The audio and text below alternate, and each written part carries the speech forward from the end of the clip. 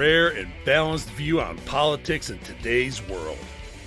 Based on facts, born of rationality, common sense, and logic, providing context on today's events.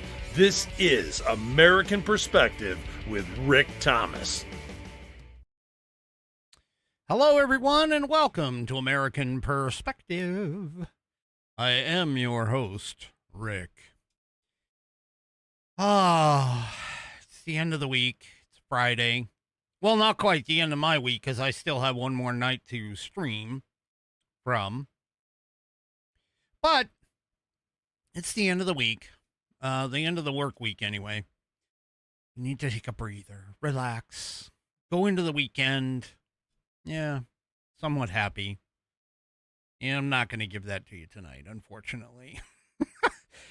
So the leftist lunatics have, specifically the DSA, they have come out and basically said exactly what they want to do. I don't know how anybody can support these people and call themselves Americans. I really don't. I have no idea as to why they would sit there and say the things that they do, and people just look at it and go, oh, yeah, that just sounds really good for me. Yep, uh-huh. And I'm an American, you know. I support America. No, you don't. If you support the Democrat Socialists of America, you do not support America. And again, all you have to do is look to New York City or California or any place that the leftists have taken over, and you'll be able to see exactly what their policies do to the American people.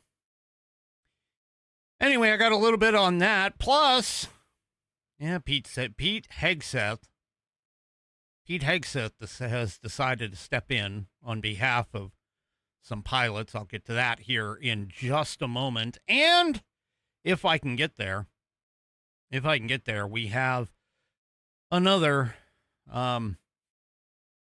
what is his name? Shoot, Scott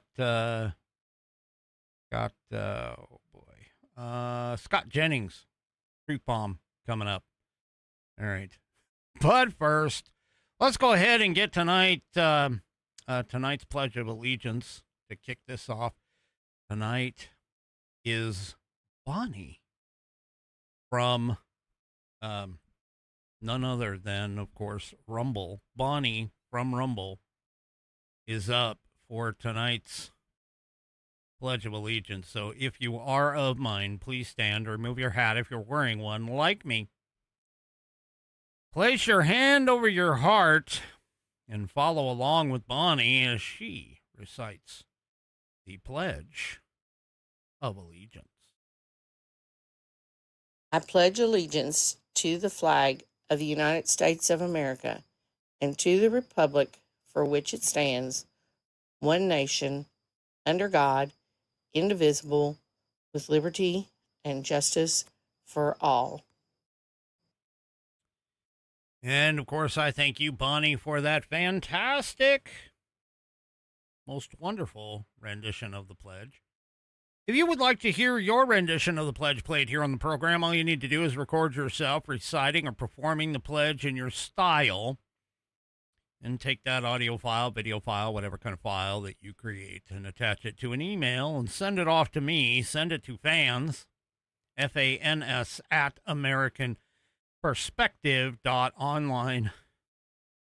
That's fans, F-A-N-S, at AmericanPerspective.online, and I will get you into the rotation. I actually have 25 of these right now. I still have one from Fernando I need to process before I can put it in the queue. But as soon as I get that done, I promise you it will make its debut. So anyway, I have 25 of these. I'd like to get 26 out of 20, or before the end of 2026, so I need just one more. So if you haven't done one yet, please send it in at your earliest convenience. And if you use your phone to record it, all you need to do is use the share option. That's the SHARE option. And you'll be able to or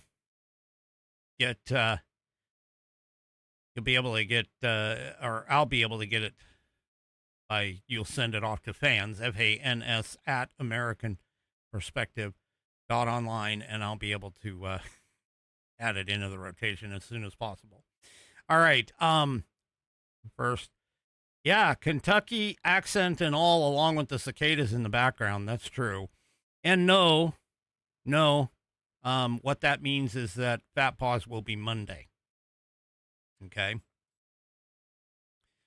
So Fat Paws will be Monday, because I think we have one person in between you and him. Although she has told me that I can flip so that you two are next to each other, and if you want me to do that, I can go ahead and do that. But anyway. Alrighty. Let's see. Oh yes. Tonight's headline sponsor is none other than theflagshirt.com. That's theflagshirt.com. I am wearing, and I often wear, I won't say always, because it's not always. Sometimes I wear something different, but it's rare. I am a fan of the cotton polos.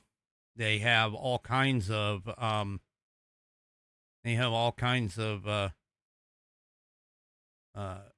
spectacular American patriotic themes and styles. As you can see on this one, I'm wearing the Declaration of Independence version right here. Anyway, head on over to theflagshirt.com and check out all of their patriotic styles, whether it's men's, women's, children's, made in USA. Don't forget the patriotic America 250 collection that I'm sure they're still doing. And if you order $75 or more of their product, you will receive free shipping on them. You can also get gift cards too. Don't forget, if you have an American loving patriot and you just don't know which style is going to work, well, make sure that you send off a gift card.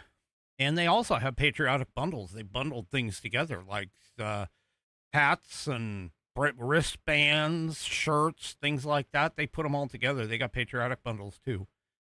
So there you go. And as Bonnie points out, they wash and dry really well. I got to tell you, I had 6 of them, and most of the time they're true to fit. I'm telling you, I had 6. Mrs. Whiskey washed all 6 at one point, and then I lost one somewhere. I think it got a little, I don't know what happened, but I think it got a little tight. But anyway, and no, it's not because I got bigger, although that could be blamed. Anyway, but they are fairly true to fit. I'm just going to tell you. So go and check them out. Go to theflagshirt.com. Yeah, I know. See, I knew that question was coming. No, I did not. Because every other shirt fits the exact same way except for that one. I don't know why. Anyway. Head on over to theflagshirt.com. Check out all of their stuff, especially even their summer bestsellers. Go and check them out. And again, $75 or more, you get free shipping. That's $75 or more, you automatically get free shipping. I would never lie to you, Bonnie. Never. Anyway, go and check them out. Go to theflagshirt.com and get yourself patriotized. All right. Enough of that. Anyway. Yeah, only the one shirt. I know, which is really weird. The rest of them stayed the same. It's just the one shirt that got just a smidge tight. That's all. Anyway. All right. I don't know if anybody saw this. First of all, I'm just going to say I've seen these things in action, like on the range when I was in Fort Hood, because the Apache has been around for quite some time. And these things are freaking awesome.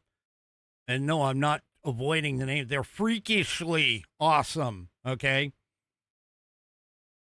I was out, just to give you a quick story, I was out in the field, because that was what my my job entailed, I put in field telephony systems for battlefield environments.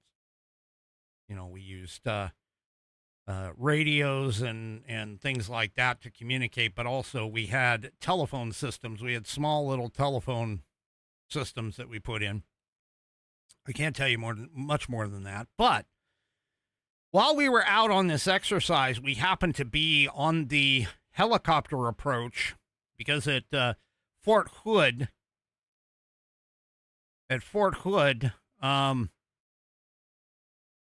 they happened to have a large Apache contingent, or at least they did back then. And yeah, I'm talking like almost 30 years ago. So there you go. Anyway, and a large Apache contingent there, and you know, some Cobras, Apaches, Blackhawks, things like that. They had an airfield there. And anyway, we were on the approach to the Apache range. Now, if anybody's seen the movie Firebirds with Nicolas Cage and Tommy Lee Jones, you'll know these things are pretty impressive.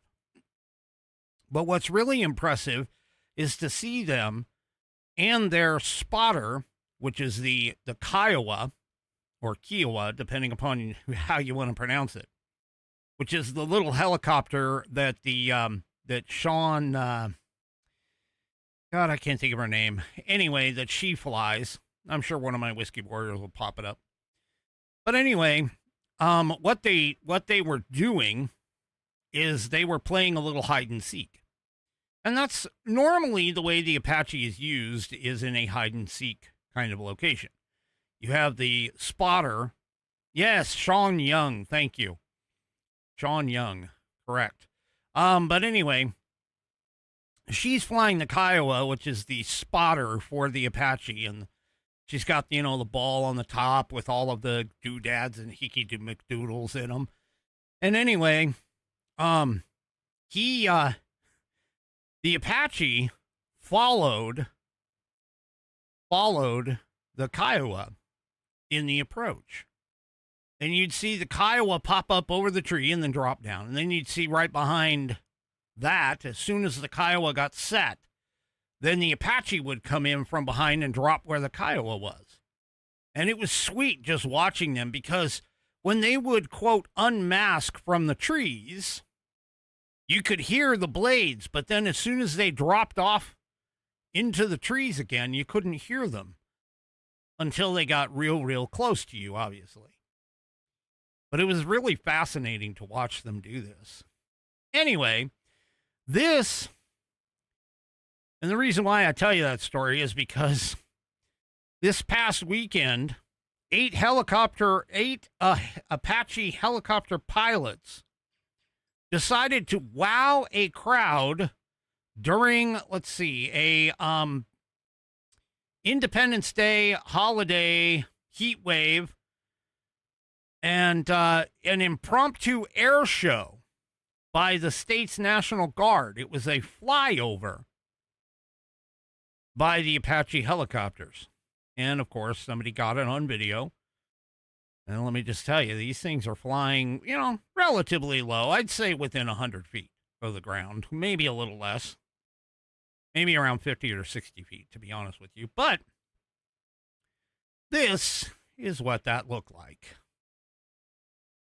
Oh, hopefully this will work.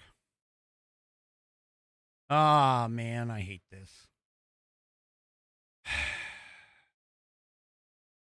X has started this new thing now where you can't play videos from them. So I'll go back to the other one then. You can't play videos from them for some reason. Let's see if this one works. There we go. So there they are. Take a look at how low those things are. Oh, they're probably closer to 20 feet off the deck.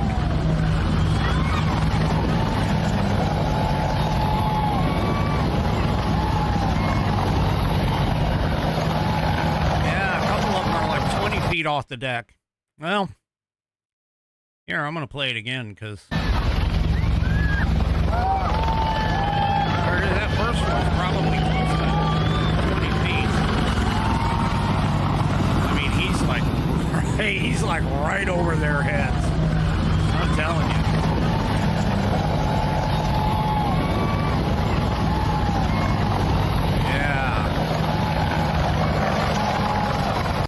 there you go.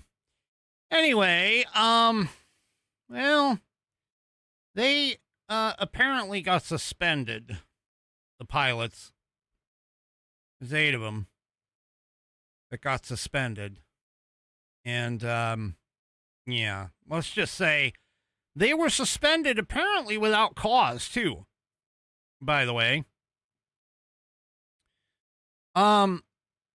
Now, it was initially reported as a suspension, but the South Carolina National Guard stated that the pilot suspension was not disciplinary, but a routine non-punitive safety measure, according to the New York Post. And they don't really actually state why, but, you know, yeah. There were several lawmakers who argued that the airmen should be applauded rather than punished because they basically, I mean, they flew over. It's like, okay. Anyway, it wasn't an official air show either. Keep in mind, I mean, these were just pilots. I guess they were just out on a training mission or whatever. But Pete Hegseth responded, and he just basically says, well, we'll fix this. Carry on, Patriots. Yeah. We'll fix this.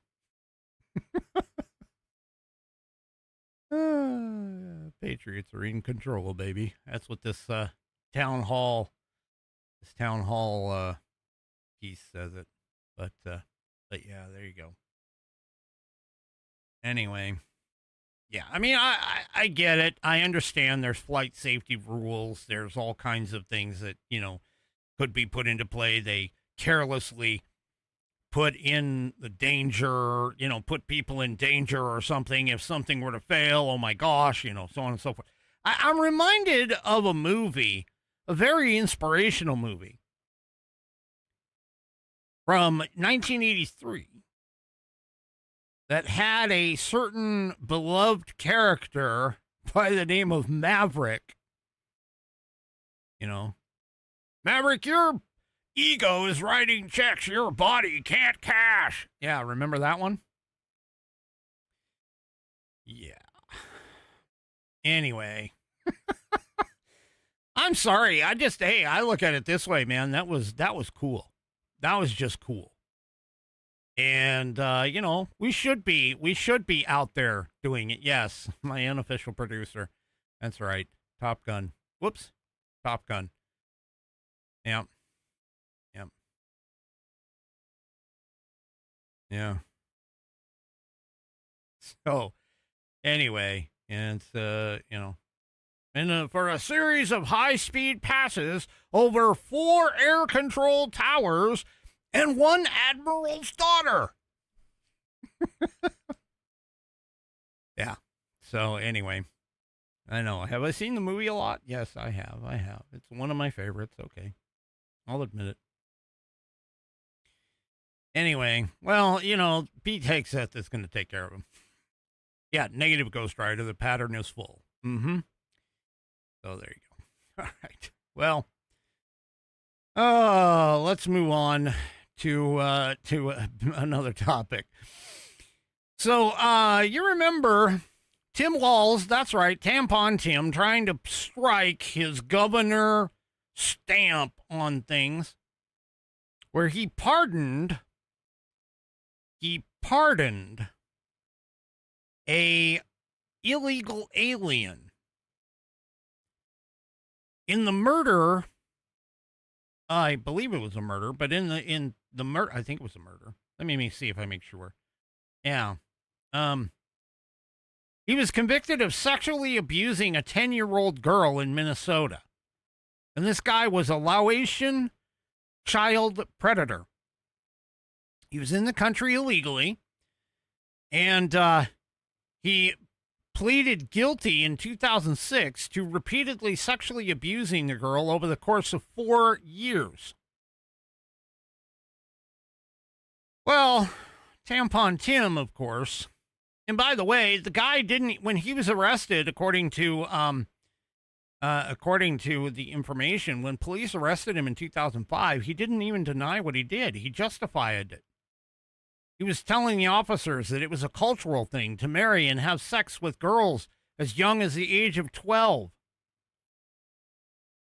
Yeah, and you guys sit here and you think, meaning the left, I'm not talking about my Whiskey Warrior P1s or any American, red-blooded Americans out there, but you think these people can assimilate into our society?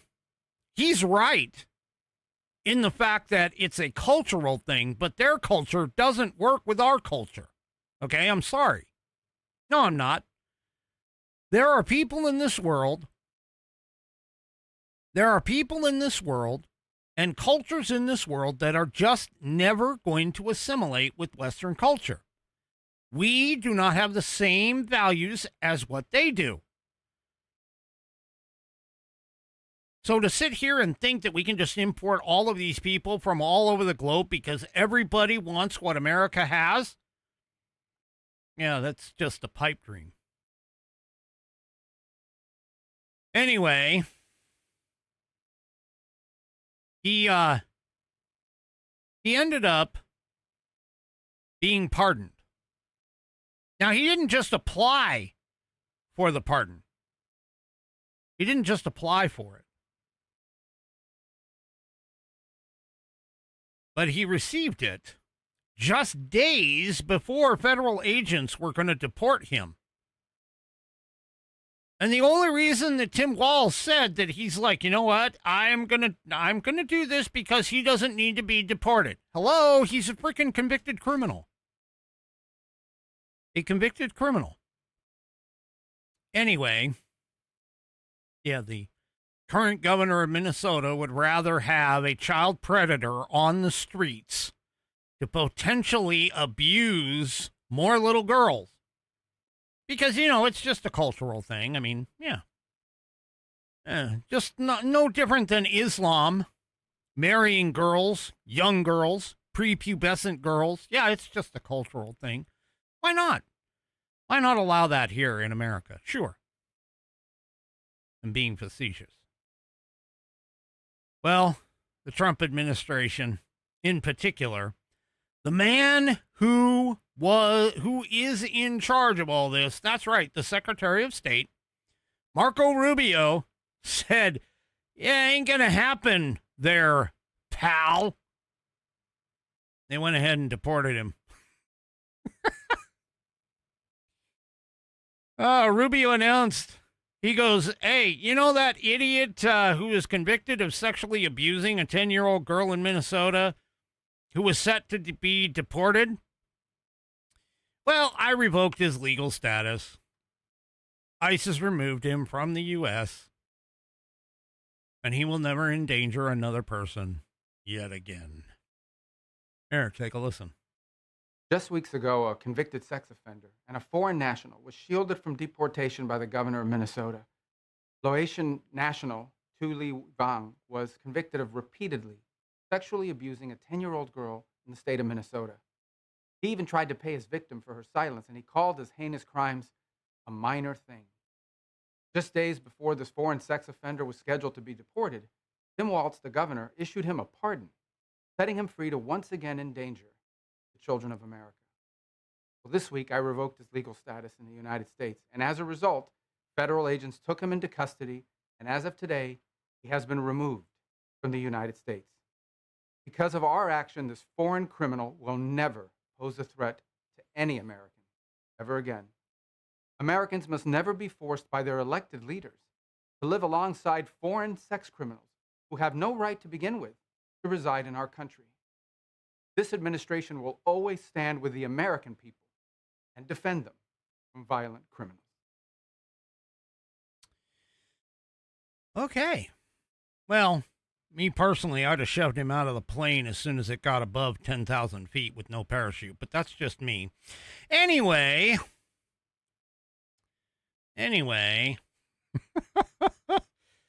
Oh. Yep. He's, thank God he's gone. Well, I'm going to be honest with you. Watching some of these leftist lunatics do backflips and, you know, try and protect these criminals and criminal behavior and just absolutely bad behavior and so on and so forth. Yeah. It's hilarious. It's hilarious to watch them kind of do these cartwheels, backflips, etc. And there's nobody better at doing cartwheels and backflips and trying to protect things than Jessica Tarloff. Because Jessica Tarloff, being on Fox News, is, at least according to the left, in the lion's den of disinformation and so on and so forth. But, yeah. Anyway. Here she is. Here's Jessica Tarloff defending Graham Plattner. Now, of course, this was prior to Graham Plattner deciding to bow out so that the Democrats could install the person that they want. But anyway, here she is. Take a listen.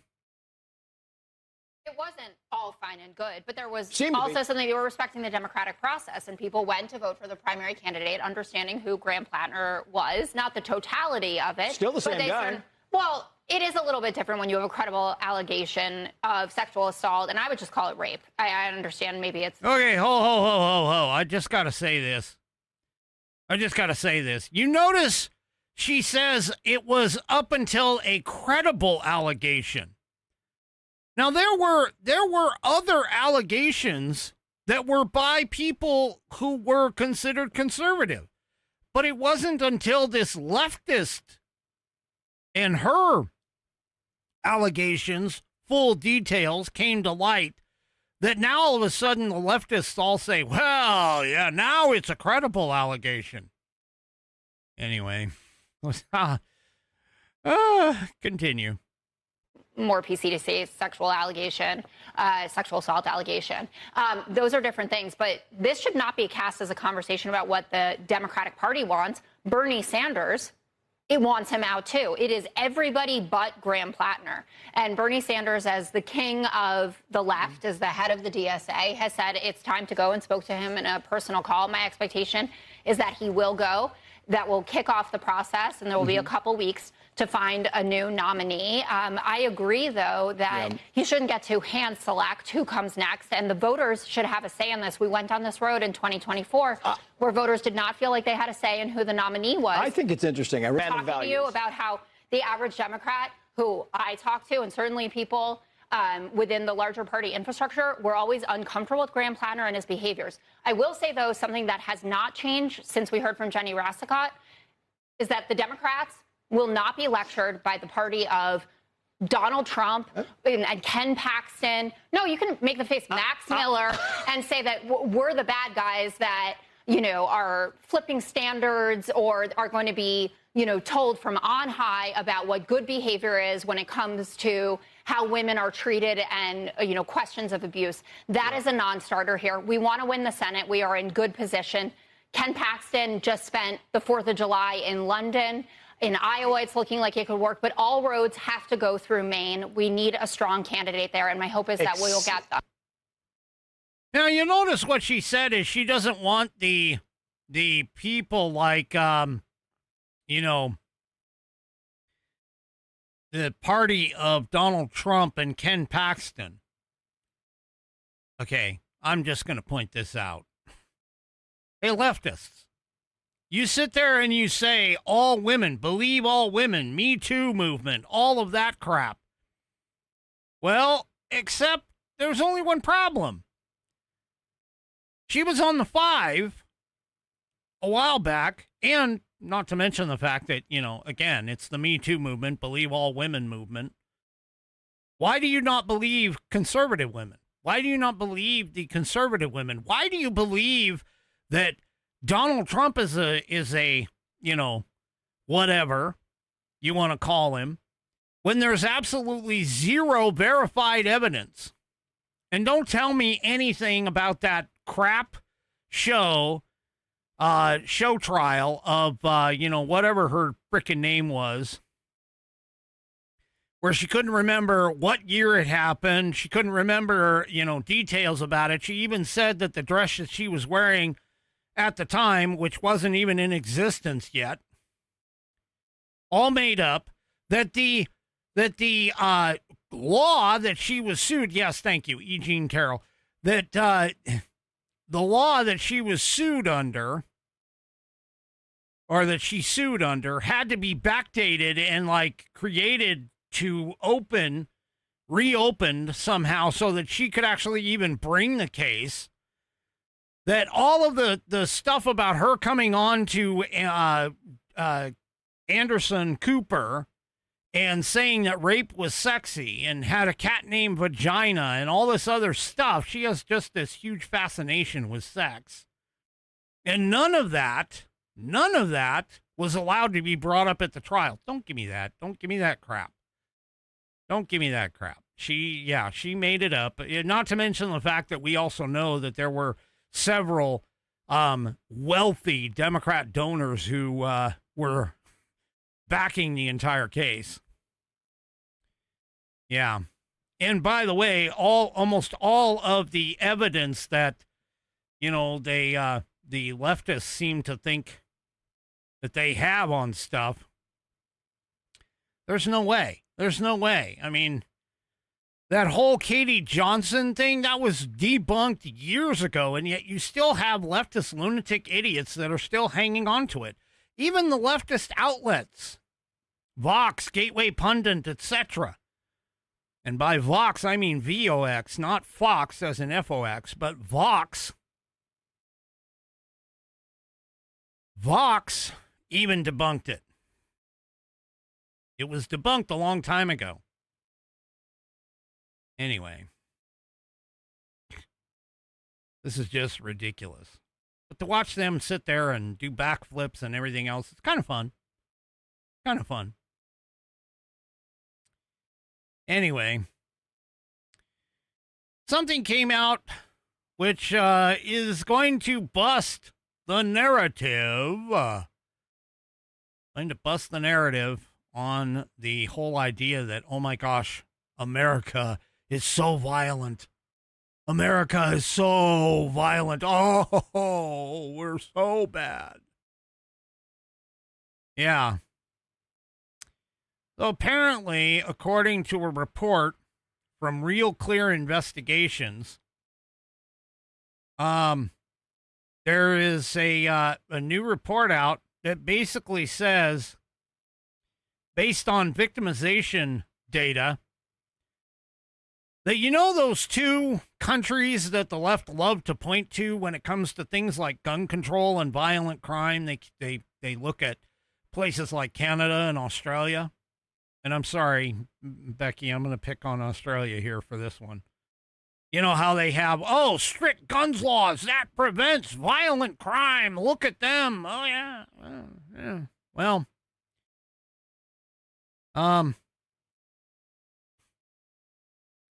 even though the U.S. maintains a higher murder rate than them, the overall rates of violent crime is higher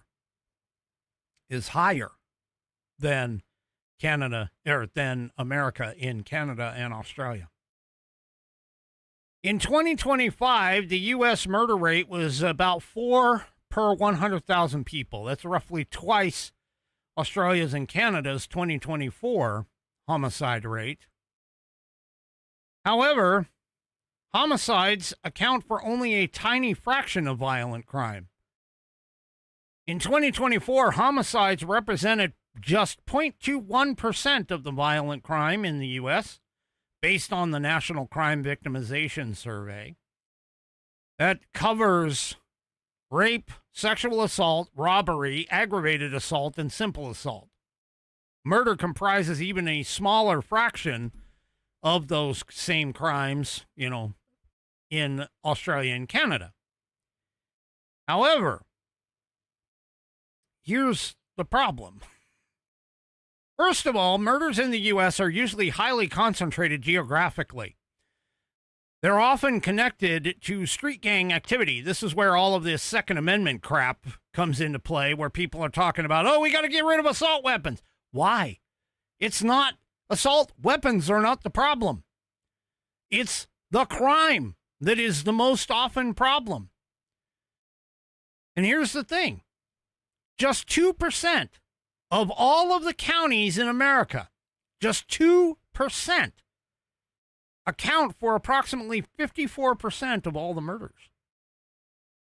And within those counties, roughly 2/3 of the killings, that would be 66%, occur within areas that are covering only about 10 city blocks in total. By contrast, 53% of the U.S. counties report 0 murders in a typical year, while only another 16% report only 1. Well, here's the thing. So, let's take a look at these charts here. So here's how does the U.S. compare to the rest of America? Well, this is, I'll get closer on this first one. So here's a chart. This is versus Australia. Okay. So the blue is the Australians Bureau of Statistics violent crime rates relative to the U.S. Bureau of Justice statistics. So the blue is for 2023 and the orange is for 2024. So the difference between the two is, it's about 2 points higher in 2023 for total assault, physical assault, threatened assault, face-to-face stuff. Almost 1% higher for robbery. 3% higher for rape, sexual assault, and sexual assault. I don't know I guess they're classifying it as different categories. And 2.6 points higher in burglaries and break-ins. This is Australia. In 2023. So then 2023, 2024, adjusted for the repeated victimization rate, that changes it. So that's all the orange stuff. Okay? It's still higher. Well, how about Canada? Well, Canada's down here. So how much higher is Canada's violent crime rate relative to the U.S.'s in 2019? Well, overall total violent crime in Canada is 295% higher than the U.S. 175% higher in overall total violent crime, excluding rape and sexual assault. So rape and sexual assault, by the way, in Canada qualifies that as a much broader terminology than we do. So, yeah. Anyway, robbery, it's 268% higher. All assaults, 164% higher. Yeah. So Australia and Canada have a vastly higher rate of actual physical assaults and everything else, not counting murder. And our murders, again, are only in 2% of the counties in the country. And of that are only restricted to certain areas. Yeah. So, yeah. Now, keep in mind, part of the reason for this is because of the fact that police statistics capture only a fraction of actual crime. U.S., Canada, and Australia all conduct large-scale victimization surveys to estimate total crime, including incidents that are never reported to the police. So, yeah. Anyway.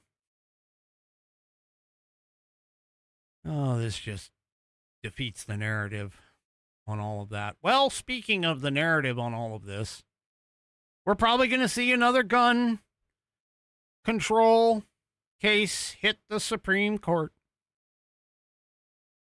That's because the federal appeals court has decided to uphold a Illinois ban on semi-automatic weapons.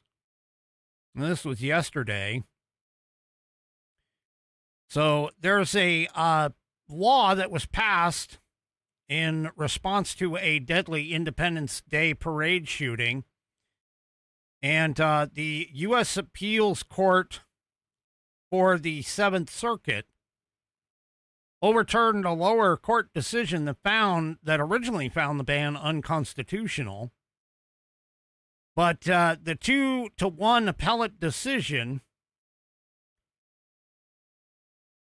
said that basically they found the Illinois law does not violate the Second Amendment, and its restrictions are consistent with the principles that underpin our nation's tradition of firearm regulation. We never had a tradition of firearm regulation until modern history, okay? I mean, if you go back to the 1920s and 1930s when the Tommy gun was on the streets rampant, yeah, yeah. Sorry. But yeah. Anyway.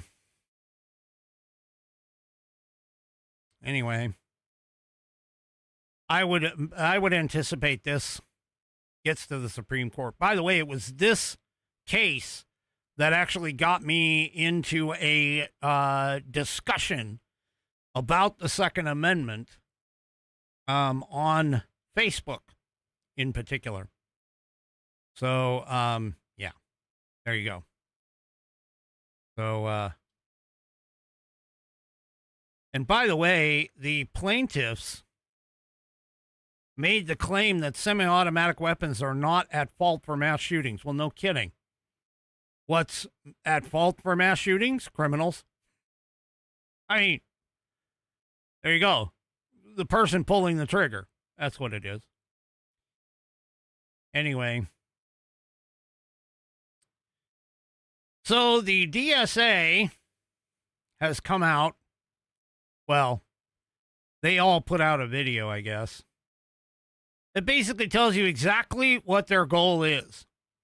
And if you are sitting here trying to say, well, you know, Democrats and the Democrat Socialists of America, you know, they're connected. Well, yeah, that's because the enemy of my enemy is my friend. Democrats hate America. DSA hates America. They both hate conservatives, Christian conservatives. And so what are they going to do? Well, they're going to band together. And this is part of the reason why people like Graham Plattner, as an example, are, you know, okay in their book up until the point that, you know, it becomes a losing proposition. Don't get me wrong, okay? These people, seriously, these people who sit here and get all indignant about Graham Plattner's latest accuser, yeah, they don't really care. The only reason why they're kicking Graham Plattner to the curb is because the polling data was showing that he was losing to Susan Collins. And Jessica Tarlov pointed it out. They need Maine in order to take back the Senate. And if they don't get Maine, they're not going to take back the Senate. At least that's what they say. Anyway, here's the DSA. Some high-ranking people. I don't know. But anyway, here's some DSA folks telling you what they want to do. And, you know, we have a unique responsibility to act from the heart of empire, the belly of the beast. The most important thing that we can do is take that empire down from within. Our role ultimately is to facilitate our own empire's failure in ways that we can, ultimately to overthrow our own empire. U.S. imperialism is not a thing that can be reformed away. It has to be overthrown through revolutionary struggle. And to build a mass movement that can use the leverage of workers to hit the kill switch on American imperialism here within the American empire. You know, that's a good question. I actually did not preview that video. But it looked like 3 out of the 4. I couldn't even tell whether that was whether they were male or female. They sounded male and looked female. If you're on the audio portion of the program, holy crap. I'm sorry for you, but 3 out of the 4. Yeah, anyway. Which would all make sense, honestly. Hat tip to Canary Mission for that little thing, for that little clip. Oh my gosh. Yeah. So, if you want a glimpse at what the left wants, seriously, if you want a glimpse at what the left wants, all you have to do is look at what happened with the U.S. men's national team and their prize money from the World Cup. So the U.S. men's national team played in the World Cup. They got knocked out in the round of 16. Because they got knocked out in the round of 16, they are entitled to a roughly $13 million payout. Well, because of the whole women's, thing, the women's thing that they, the women were all upset about the fact that they weren't getting paid enough and all this other stuff. I mean, don't get me wrong. They were getting paid they were actually getting paid percentage-wise, greater percentages than what the men get. Okay? But the reason why they weren't getting the same amount in dollars is because, let's face it, nobody watches women's soccer. There are literally hundreds of countries that do not have a women's soccer team. And yet they have a men's soccer team. Soccer, by far, is the most watched worldwide sporting event across the world. Now, here's the problem. Because of that collective bargaining agreement that the women complained about, yeah, they now share in 50% of that almost $13 million. The women's soccer team did absolutely zero effort, work. They never even showed up. Hell, as far as I know, they weren't even in the stands, sitting there rooting for the men's national team, as far as I know. I mean, I'm sure a few of the players were. But because of this, that nearly $13 million payout is going to be split evenly with the women. This is the future that the Democrats want for you. This right here is an exact example of the whole idea of wealth redistribution. Wealth redistribution is exactly what this is all about. Yeah. Talk about unfair. They never even showed up. And they didn't even touch the ball. They didn't even play. And they're gonna pick up half. Oh. Yeah. Well, there you go. Speaking of the inconvenient facts, this is a chart that the left doesn't want you to see. So let's see. Who did this? This is a chart that was using data gleaned from the Bureau of Labor Statistics, which tracked prices from 2000 to 2025 across several categories: wages, housing, healthcare, college tuition, everyday goods like televisions, phones, software, toys, so on and so forth. Now, socialists want the means of production.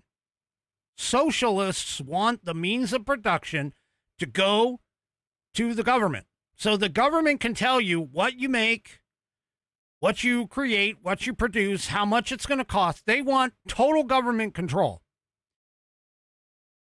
And here is a graph that shows the result of this. Take a look at this thing.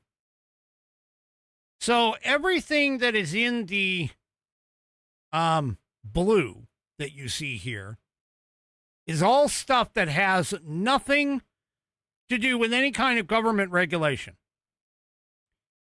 And as you'll notice in the blue, there's very few that actually raised prices.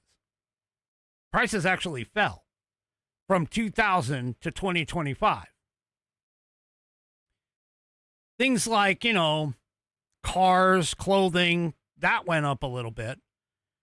Household products and things like that raised because of the 9% increase in inflation that Biden put us in.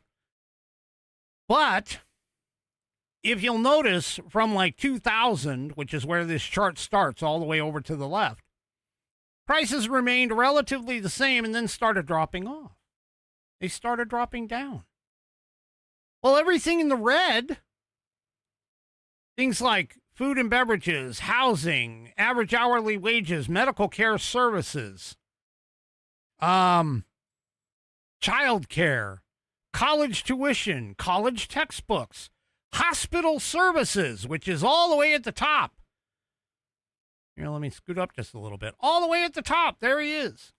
From 2000 to 2025, guess what? Every single one of those items has one singular thing in common, and that is government regulation. Every single one. And what happened? Every single one from 2000 to 2025 has increased and become more expensive. Every single one. This is probably the most comprehensive chart that advocates for the free market and capitalism than any other chart I have ever seen, in terms of being able to encapsulate it in a quick graphic. Everything in red is more expensive. Everything in red is regulated by government. Everything in blue is not more expensive. Everything in blue is not regulated by government. Yeah. So,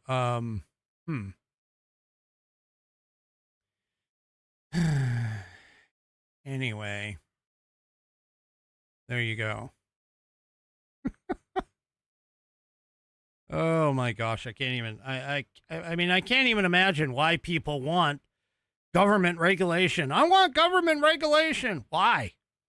Free market economy, baby. That's what it's all about. Well, Trump fired or got rid of the last of the vestiges of the Democrat leaning Federal Elections Commission folks. And yeah, the left is steamed. Well, Scott Jennings, of course, being on CNN, he was on one of his panels again with the Abby, whatever her name is. I can't even think of her name. Anyway. And, well, they were talking. And Ana Navarro, by the way, was part of this whole thing. And, well, let's just say this is a Scott Jennings truth bomb.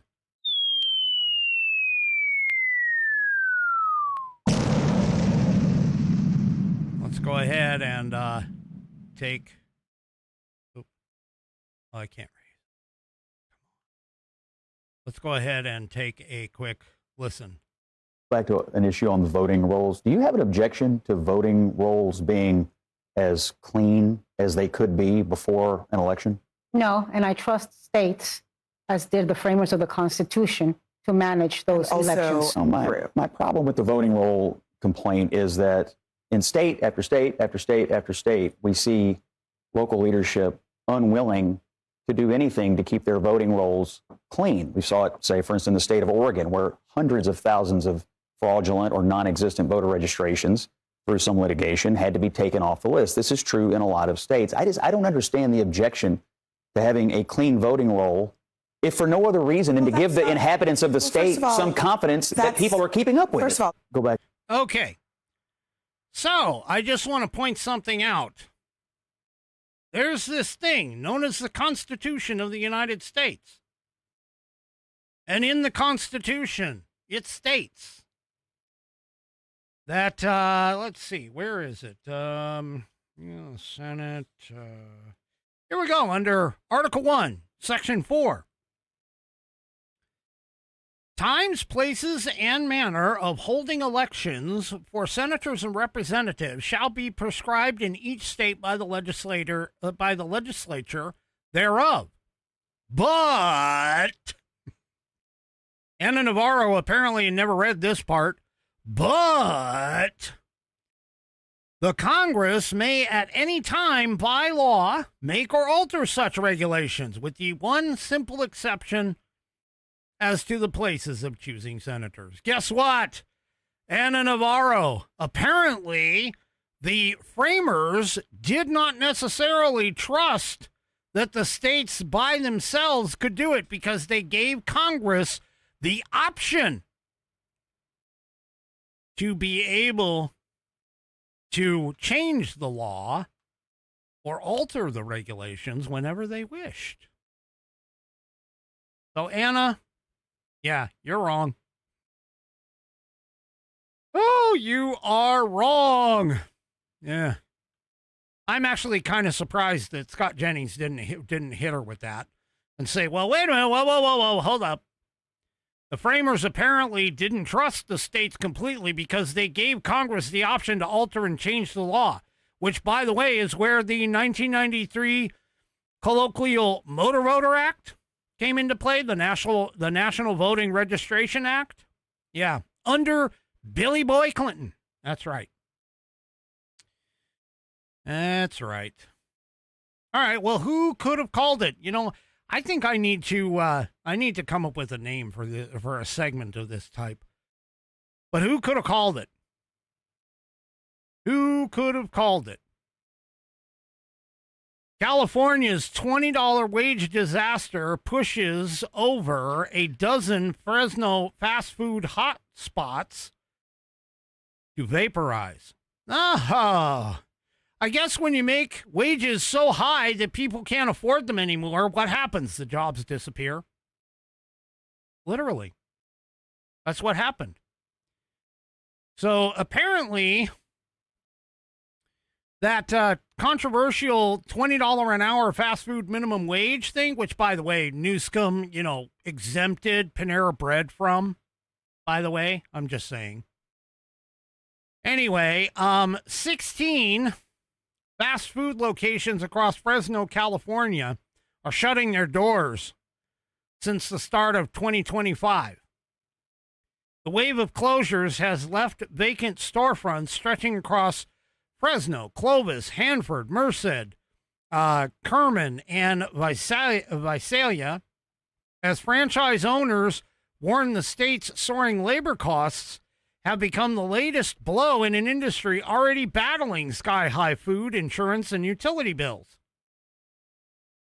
And this is across all of the chains, by the way. KFC, Carl's Jr., Five Guys, Wendy's, Popeyes, Louisiana Kitchen, and Jack in the Box. Everybody's getting it. They're all boarding up.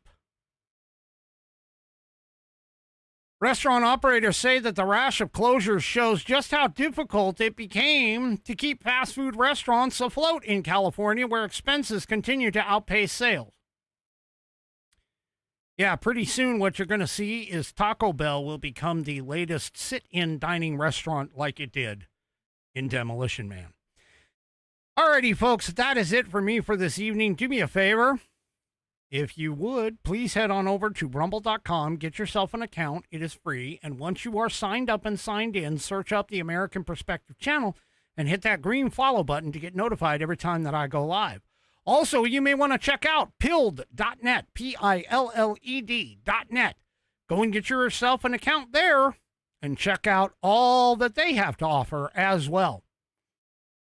Before you take off, don't forget to give me a thumbs up, thumbs down, or in the case of 3 Chevy, a thumb sideways, or maybe at an angle across all my platforms, whether it's X, YouTube, Facebook, the aforementioned Rumble, and of course, pilled.net, PILLED.net. We will see you tomorrow night, 1 hour later, 6 p.m. Pacific, 9 p.m. Eastern Time, right here on American Perspective. Have a great rest of your evening, and good night, everybody.